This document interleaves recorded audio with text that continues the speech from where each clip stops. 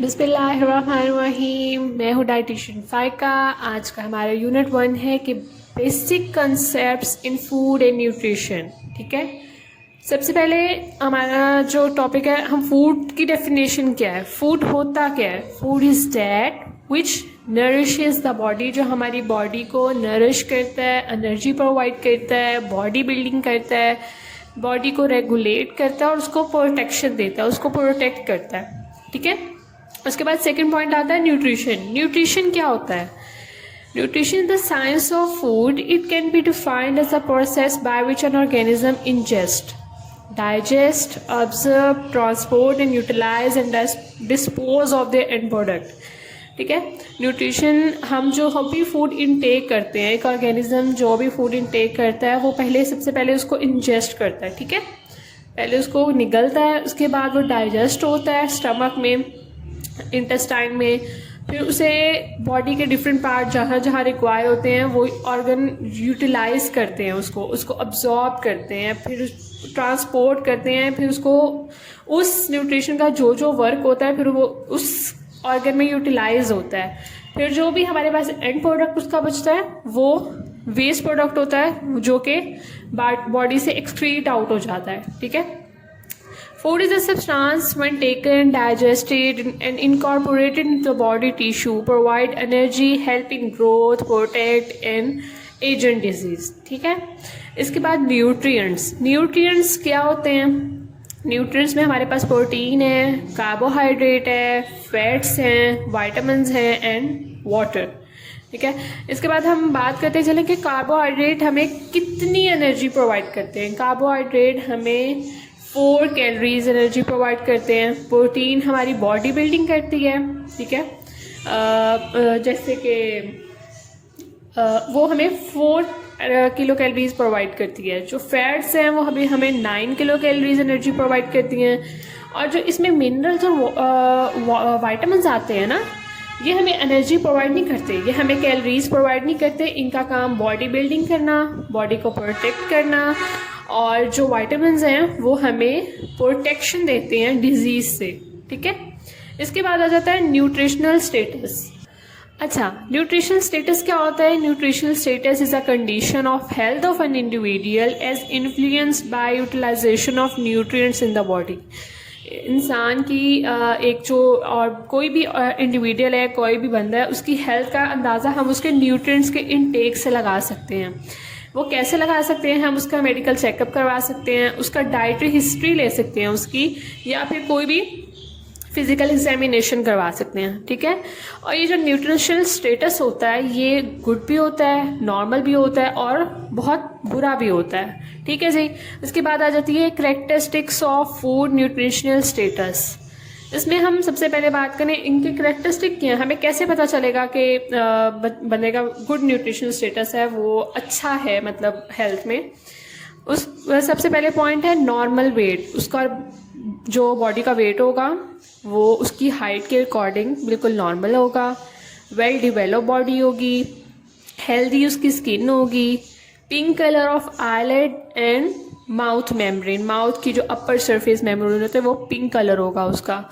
ठीक है, clear eyes होंगी, मीन्स जैसे अगर किसी बंदे को डिजीज हो तो उसमें येलोइश आइज होती है, येलो नहीं बिल्कुल क्लियर वाइट आई होगी। ठीक है, उसके बाद नॉर्मल एपेटाइट, उसको भूख भी उस हिसाब से नॉर्मल लगेगी, ना बहुत कम लगेगी ना बहुत ज़्यादा लगेगी।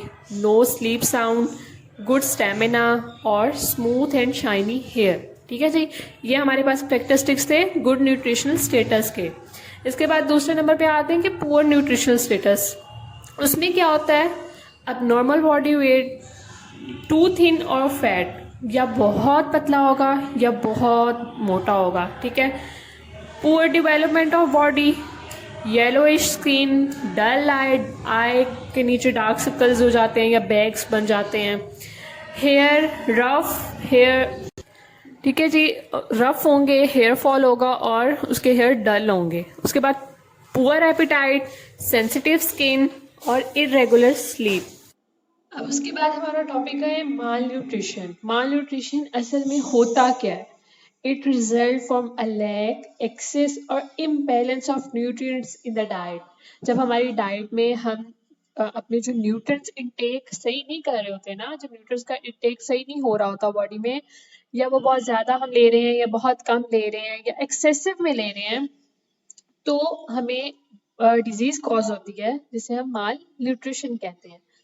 ये अंडर न्यूट्रिशन भी होती है, ये दो तरह की है, ये अंडर न्यूट्रिशन भी होती है, ये ओवर न्यूट्रिशन भी होती है। ठीक है, अब सबसे पहले हम बात करेंगे अंडर न्यूट्रिशन की। अंडर न्यूट्रिशन में इनसिफिकेंट सप्लाई ऑफ इसेंशियल न्यूट्रिएंट, जो बॉडी के इसेंशियल न्यूट्रिएंट्स जो बॉडी को चाहिए होते हैं, वो ठीक से उसको बॉडी को नहीं मिल रहे होते।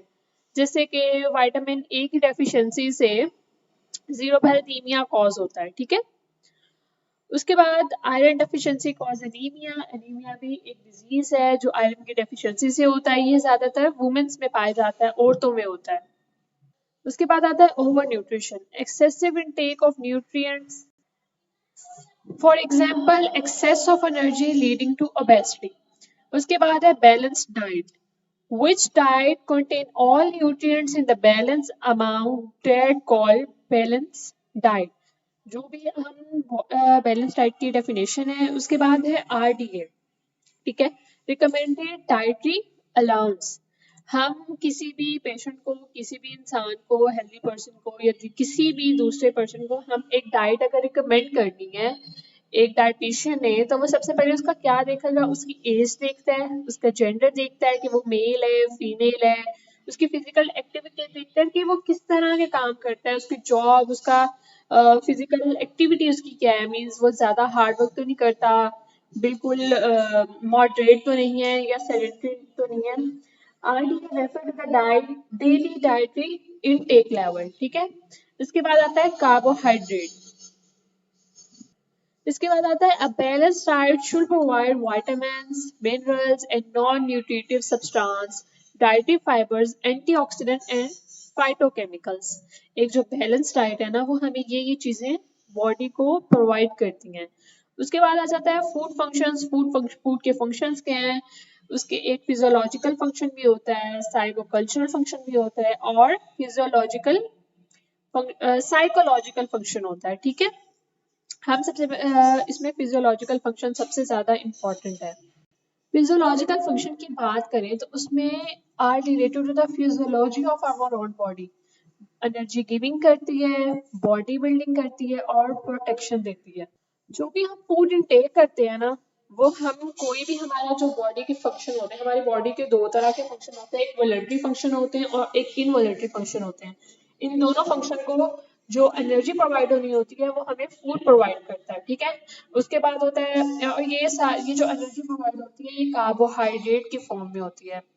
उसके बाद कार्बोहाइड्रेट एनर्जी प्रोवाइड करता है। उसके बाद दूसरा पॉइंट है body building. Food provide protein that help in tissue building, growth and repair different parts of body, muscles, bones and organs. Minerals like iron, calcium and phosphorus help in the formation of blood and skeletal tissue. इसके बाद यहाँ पे बताया है कि एक new born body weight, एक new born का जो बॉडी वेट होता है वो 2.7 to 3.2 kg होता है। ठीक है, उसके बाद और एक जो एडल्ट का वेट होता है, उसका जो बॉडी वेट होता है वो है 55 to 60 kg। उसके बाद हमें प्रोटेक्शन एंड रेगुलेशन क्या है, protect from infection and disease,